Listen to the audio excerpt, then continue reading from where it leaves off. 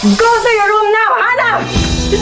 Ate, please, parang awa mo na humunta kayo sa trabaho. Ate, parang awa mo na. Kailangan ko ipagamot si tatay, parang awa na. Mabigat na ako sa anak natin. Mabigat na ako. Inutil kasi. Inutil kasi. Mayos kayo, hindi kita kailangan dito. Ate, parang kailangan mo. Kunin mo yung mga gamit mo! Ano nangyari dito? Isabel, pasensya mo na yung ate mo, ha? Alam mo kasi yung si Vivian, hindi lang yan selosa sa asawa. Selosa rin yan sa anak. Ayokong nakikipag-usap ka sa babae na yan. Huwag mo nang hintayin pa na mag-sermon ako ulit. Naiintindihan mo?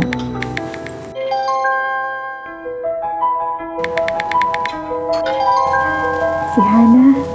Naging malupit man ang turing sa akin ni Ate Vivian. Ewan ko pa, parang nabubuhayan ako tuwing nag-uusap kami ni Hana.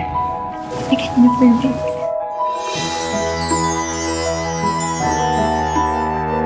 Ikaw talaga.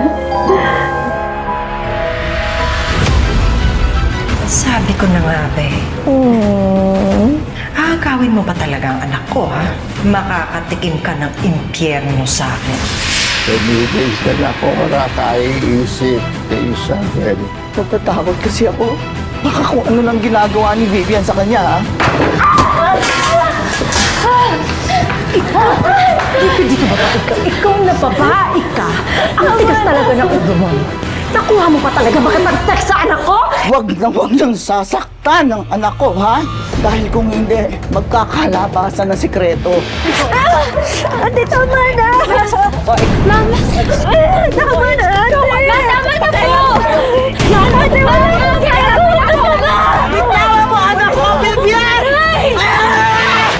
Tama ang hinala ko! Ano ginagawa niyo dito? May kailangan kang malaman. Ano yun? Dapat na malaman niya ang totoo. Si Hope ay... Tama na, wala yan! Asan na!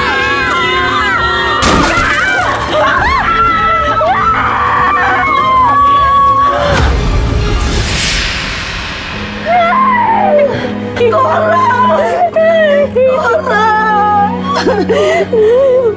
Cora! Nay!